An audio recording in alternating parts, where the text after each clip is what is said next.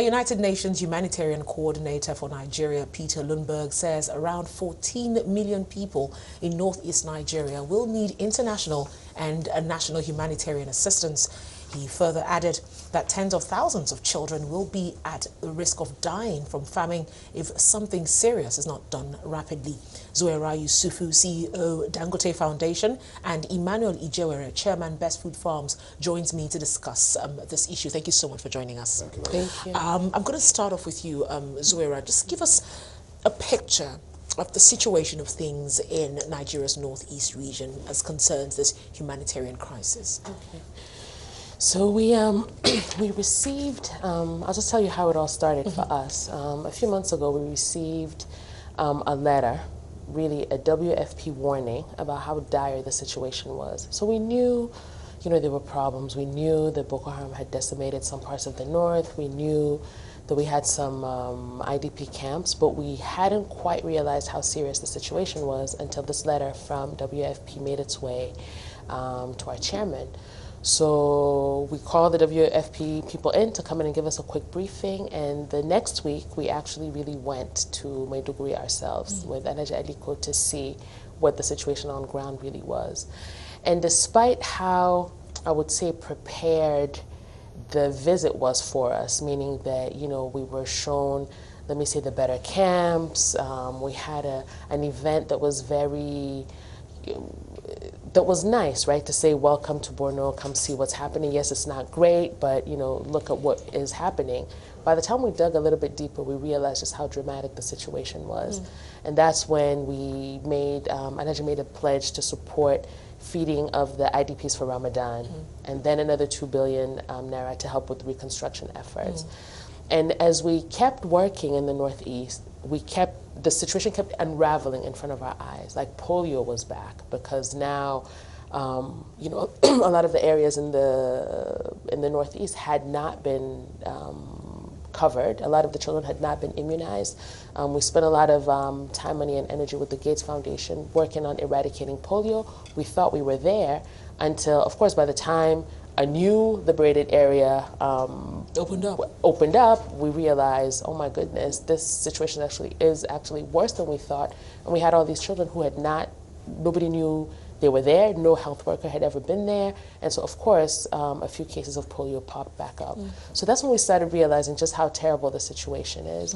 By now the UN and the Red Cross and the government, I think everybody's realizing, the World Bank, there's all kinds of data about what it'll take to reconstruct, how much food we need every day, how many people are actually displaced. So data has been very slow in coming out. I mean, if it's only now that we're talking about that it's a humanitarian crisis, when in reality it's been a humanitarian crisis, I would say, for the past 2-3 years. If people haven't been able to farm, if kids haven't been going to school, if people are living in these camps, living hand to mouth with donations, it's been bad for a long time. But now we have data.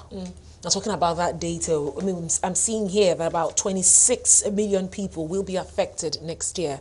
And since that's a section, about 75,000 children could also die as well as a result of what's happening in the north. Mr. Jerry, what do you make of this situation? 400,000 children facing starvation in Nigeria at the moment. What do you make of this news? Well, fortunately and unfortunately, I was the president of the Nigerian Red Cross. And as a consequence, as a follow-up, although I'm no longer the president, but because of the information we received, I went to the Northeast, went to Maiduguri, and saw things for myself. I couldn't believe what I saw. And what I came up with was the fact that the problem cannot be solved immediately, but you must go in for the quick wins, then go to the medium-term one and the longer-term one. The first one is to feed them, keep them alive. Secondly, you now must empower the farmers to prepare, because in a few months' time, we'll be going to the planting season, when the harvesting season now. And then thirdly, you go on into creating proper buffer stock for the future. Most of the people I know, the workers in the Borno State area, or rather the northeastern Nigeria, The men are very proud people, very hard-working people, but they've been displaced for about 4, 5, 6 years. So they have nothing to come back to. So you need to help them resettle so that they can now operate their farms, so that the various agencies can only support them, but allow them and empower them to be able to continue therefrom. You cannot continue to feed them indefinitely. So the summary of what I'm saying is there's an immediate problem, like she said, very correct. We need to keep them and keep them alive and do those things for them very quickly. And then the next stage is to help those farmers prepare them, like helping them to prepare their land and so on, giving them good quality seedlings, the inputs that go with it. Start with that. And they will now start feeding themselves. Then other things will follow. But I want to ask, what's the biggest challenge, really, in terms of tackling the situation? Is it access to finance, funds that are going to be needed, required to help these people? Or is it actually acquiring this food and trying to get it to them, or the presence of Boko Haram hindering every effort? What's the biggest? I really think it's a combination of all three. The reality is we have... yes, there's a huge need that's been articulated. We need, X number of bags of rice a day if we were to cook for the IDPs. We need, X amount of whatever, tomatoes and onions and, the actual beans and the food that we need to get to them. Those quantities are actually really high, and there's not enough of it. So that's problem number one. Problem number two is the whole logistics of getting the food out.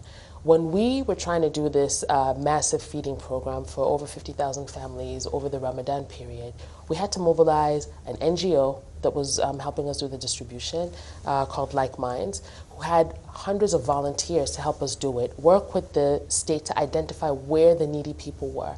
And remember, all the IDPs are not in camps. A lot of people who are displaced live within families, right? So if you live in a family, let's say you had a relative in Maiduguri and you left from Bama and now you're living in the house in Maiduguri, nowhere are you recorded as an IDP, yet you are completely displaced and you don't have a way to make a living. So we really made an effort to try to go into those communities because we know a lot of people who are from there, we have staff who are from there. I mean, some of my colleagues have like 100, 200 people in their homes in Maiduguri.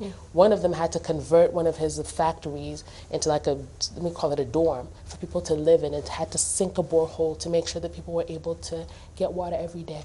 So there's the logistics of identifying the people. And then I have to be honest and say that there's been a lot of diversion of things. I mean, the situation is not great. NOI Polls just did a survey recently, and one of the commendations that we got in the report is that none of our food got diverted. But why? Because we were on top of the distribution of everything. Now, the logistics of doing it is difficult. Even if WFP or the International Red Cross or all these other people fly supplies and bring in supplies, someone has to be responsible for doing the actual distribution, and sometimes things get lost in that process. That's a very interesting point you just raised. I was going to ask you that, Ms. Ijewere. What do you make of this whole situation of diversion of food and aid to internally displaced people?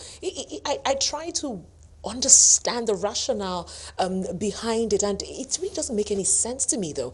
What do you think is happening? What do you think is making it possible for such crimes, I'm going to call it a crime, to even be carried out in the first place? It's a display of the reality. The reality is this. We've identified some people in the IDPs. We now put some people together to look after them. Some of those people you are putting together themselves are worse off than those people in the IDPs. Themselves don't have food. And then even some of the military guys, because of their own problems of logistics and so on, some of them don't receive their food ration for days. So they look after themselves first. And from that, businesses are beginning to thrive. They're looking for money. They go beyond just eating from the food that was meant for the IDPs into using it as a business channel. We're talking trucks here. Absolutely. And because once you have the power and the control without check and balances, then you have problem. Like the Dangote Foundation is doing now. We have also done a lot of filtering within the Red Cross. Red Cross is the biggest humanitarian organization in Nigeria with over 700,000 volunteers within the system. But amongst those volunteers themselves, they have to be sort of sorted out bit by bit to find out whether you are comfortable on your own with and putting yourself in a position where you can help others. But many of them are themselves hungry. And the level of poverty in northeastern Nigeria, even in normal times, is high. And therefore, one cannot pretend that that was not the situation. So the difference between he who is affected and he who is helping is not really it's not really wide. It's a very, very thin line. So we need to see that reality. So what the Red Cross normally does as a policy, I haven't sifted them out, you feed your people before you send them out there. That's the first thing you do. The moment you create a situation where he himself is hungry and is dishing out food, he will find a way of being dishonest about it. And once that starts, it dovetails. But I'm just saying that the Dangote Foundation has started very well. Others are learning from them, and other organizations are coming in. The Red Cross, too, has been putting a lot into it. But the donor agencies coming in from abroad need to understand the reality on the ground. I was talking about those donor agencies. I see about $484 million is actually required, you know, as a life-saving intervention, of which I hear just 1/3 of this, you know, money has been released. Taking a look at the attack on the humanitarian convoy on the 28th of July, and also the Boko Haram that took place in October, I'm asking myself, that is some very discouraging news to begin with. But why do you think, Zouera, why do you think most of these agencies are refusing to live up to the pledges that they have made? Well, I think maybe we shouldn't rely as much on external aid. Okay. I really believe, I used to work for the World Bank, I used to work for IFC. International agencies have specific mandates. Their heart is in the right place and they're trying to help, but they also have to find a willing partner when they come. And to say that we need $484 million and we're looking outside of Nigeria to raise that money, one of the things that they're looking at is, well, what happened to all the money that's been lost so far in all kinds of unexplained ways? And remember, international organizations get their funding usually through ODA, Overseas Development Assistance, right? So this is a tax on the citizens of these different countries that make up these organizations. So if you're trying to get the German Development Agency or DFID, I mean, they're getting their money from taxes from the citizens of their countries. So by the time they're trying to explain to their citizens what they did with the money, they have to be giving it to a country where there's a willingness to also participate in what is happening. So I think that part of the challenge in them raising that money is Nigeria's not a poor country by anybody's standards. We're the largest economy in Africa, right after the rebasing that just happened a few years ago. Everybody knows fuel prices, you know, brought things down, but we're still the largest economy on the continent. So we're not like a sad basket case of a country from how other people look at us. So when a number like 484 is put out, the first question everybody's asking is, okay, so what is the Nigerian government going to do? And I think until we really take that on board, it's going to be difficult to raise those funds. Interesting. We're going to be talking more about how committed the Nigerian government is to this cause after the break. I've been speaking with Zouera Youssoufou, CEO, Dangote Foundation, and Emmanuel Ijewere, Chairman, Bestfoods Farms. We continue our discussion on the humanitarian crisis in northeast Nigeria. My guests are Zouera Youssoufou, CEO, Dangote Foundation, and Emmanuel Ijewere, Chairman, Bestfoods Farms. Thank you so much for staying with us. Now, just before the break, we're talking about, of course, government's commitments to this cause. Emmanuel, what do you make of it? Of course, we do hear comments every day on what the federal government is doing, the strides they are taking to ensure that there is peace in the region. But how committed is Nigeria's federal government to ending this humanitarian crisis in Nigeria's northeast? Of course, besides what the army is doing. The army is part of the government, and the government itself means very well, but the various agencies of government have a big disconnect between them. The policies at the villa are different from what the policies on the ground or activities on the ground. So there's no cohesion between them. That is one of the major issues we have here. And again, to be able to do this, because of the insurgency situation there, you need the military to be able to create ways, to create channels, to create roads, and for goods to move. But like, I'll quickly add another part to it, the fact that many of the donor agencies, they say we need food, we need beans. So they just give somebody a contract to buy beans. In actual fact, maybe a bag of beans is only 50,000 naira. That person buys it because it's an international agency, for 80,000 naira. Whereas if those agencies had sat down with the various organizations, Dangote Foundation, the Red Cross, and said, this is what we want to do, let's do it together. You take this section, we take this section, but we buy goods together, you will discover that at least 30 to 40% of the cost of those goods will come down. The other one, coming together also, they will now have a common voice to say to the government, this is the role you play. Give us the proper corridor to get there, give us the proper protection. But the issue of Boko Haram should not be underestimated. They have in fact infiltrated. They are no longer in just one in Sabisa forest. They've moved around, they're in other places. And one has to be careful about that. So you have challenges all along the line. So those who are looking after the IDPs, and in fact these people who are highly, who are in this desperate situation, need to get together, the donor agencies, the federal government, and all these various humanitarian organizations need to come together and work out a plan to be able to do this. This is not there. Everybody is working in compartments, and nobody knows what the other party is doing. Zouera, do you agree? I agree. I think we really need a more concerted effort. I mean, we have these conversations on a regular basis with, I was talking with the International Red Cross not long ago, WFP, the World Bank, DFID, UNICEF, the government, everybody. And what I really think we need is one plan, and everybody plugs into that plan. The plan has to be driven by the federal government, because the federal government is the sovereign entity in Nigeria, and that everybody who's trying to help or support needs to plug into that particular plan. So I see some efforts happening, like there's an interministerial committee that's been put in place. I know that the Pine initiative has been re-inaugurated. So I think what we need to just have is one big effort that's driven by the federal government, and everybody plugs into it. That way, we're all moving in the same direction. What happens now, just like he said, is these different efforts. So everybody's trying to do something because we don't have that one plan to rally around. Everybody's trying to do their own little piece. So even for us, like, so we, took food, took supplies, construction materials, took clothes. That's great, and I think we are going to continue to do that. We're going to be bringing supplies to Yobe and to Adamawa also, not only just Borno, even though Borno is the one bearing the brunt of the problem. But the reality is we have divergent efforts, and everybody's trying to do what they can.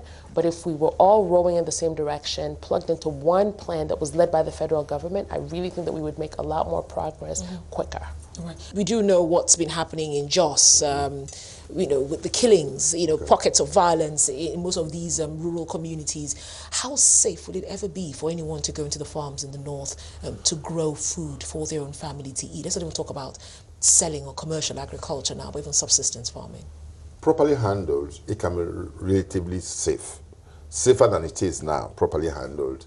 But the plan must be one that is comprehensive, recognizing those shortcomings. Who are the people, these Boko Haram people? They are people who believe that they have a hopeless attitude. I have nothing to lose attitude. But let's give people something to work for. You go to a particular village head, brings his people together, you plow their land for them, you provide them with water, you give them good quality seedlings, and you bring people to teach them on how to grow those things. And of course, they will immediately, under the federal government scheme, which is the off-taker scheme, which is they will now bring in the anchor borrower scheme. That means that before they even start, they will have people who will off-take from them, to the extent that they link them. It's private sector thing. You can even give them some money in advance against their crops, rather than waiting for that length of time. This anchor borrower scheme is a very good scheme that will work there. It already exists. So once that is done, actually before this whole crisis started, 80% of the people were farmers. Get them back to what they've always done, but let them improve on it with all this good help that are coming in, not just the food. Give them the ability to grow their own food and give them a market to buy the food of them so that they don't go back to what they have always done, that will maintain them in the level of poverty they've always been, but improve on what it is. This is an opportunity for us to now revolutionize. And many of the people that will be coming to the farming are younger people than there were before, and they'll be easier to educate on the best farming practices. I was talking about, of course, tackling the hopeless situation and making the future better. Let's talk about the future of most of these children at this camp. It's one thing to feed them now, it's another thing to take them back to their homes. But what next? Education here. Education is key. I mean, kids haven't been going to school in a lot of places in Borno, Adamawa, and Yobe for a while. I know the governor, Shetima, the governor of Borno, was determined to get the kids back to school, and he's been doing a lot to get the schools rehabilitated, school buses, etc., to really get the kids back to school. The reason why it's so important for kids to be educated is because without that, the hopelessness continues, right? So even if, you know, we, like you said, we feed them, we provide basic health care in a camp, but that's just not enough. They need to have something to look forward to, and children need to go to school. I think we all agree. And right now, a lot of effort has been going into getting these kids back to school. We've also been looking at alternative education models, like how can you help the kids who've been out of school for 3-4 years? How do they catch up? Because if you're now 12 and you haven't been going to school since you were 9, right, you've missed how many grades of school, and where are you in terms of any kind of exam that you could take that's a standardized test?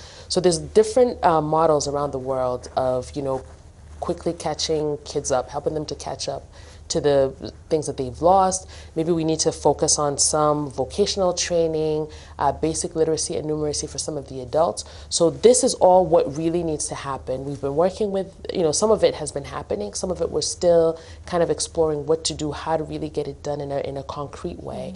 But we're not going to be able to rebuild every single school that's been destroyed. We're not going to be able to get every single kid back in school that's been out of school for all this time. So what do we do with the kids that have been out and that have lost 3-4 years of schooling? I think that's a huge question. And Mr. Ijewere, how do we do that? I mean, who has the mind to want to teach a hungry child? In fact, not just the mind to want to teach a hungry child, is the mind of going to a place that is perceived to be unsafe.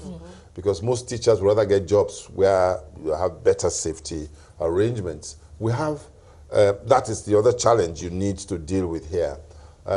I think a specific effort should be made to encourage teachers to go there to assist and give them a number of guarantees and protection to be able to do so. It will be difficult.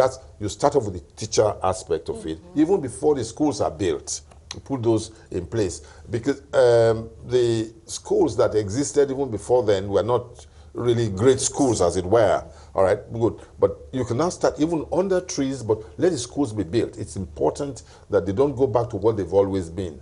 But the approach must be different, where somebody who is so remote from them takes decisions as to what the curriculum should change. You must come up with a curriculum, first of all, to bring them back from where they have been and what they have lost. And government should also be seen as not remote from the people or talking at the people or seeing only the political gains they will get from it. That's the other fear. Whereas many of the agencies that come, educational agencies you have in the country, are doing it because they have a mission. But many government policy makers, how do we get a political upper hand? And these are issues that need to be taken away from the hands of government, working with government for government to recognize the fact that they don't have the right attitude. And in fact, you're now beginning to have a situation again where it's no longer just a religious riot, or rather something that's about Boko Haram. Even within them, within the camps, we've discovered that some are just identify themselves as Shiites and the others are as Sunnis. These are other issues that have to be tackled. You need orientation to make them understand what the future is and give them a future to see. That when they get this education, there will be something to do with the education. Encourage them with that. Education is important, but get the teachers first. and then get the structure on the ground and work on this, and then their psyche is a big challenge. And experts should be brought in and challenged. Even the university should be asked, the educational departments of the university should come up with ideas that will make this happen within a very short period. I mean, bringing everybody on board. There's a whole lot to talk about when we talk about the humanitarian crisis in the north. We're actually out of time at the moment. What comes to mind again, of course, is protecting new life, because the baby's been born every day at these camps, and you're asking, what nutrient or what nutrition are the babies getting? What nutrition are the mothers getting? It's a whole lot. I mean, who are these health workers? Are the health workers even adequate to even attend to most of them? I'm sure this discussion will continue over time until we get to some kind of resolution. It's really been very interesting talking to you both on this issue. I've been talking to Zouera Youssoufou, CEO Dangote Foundation, and Emmanuel Ijewere, Chairman Bestfoods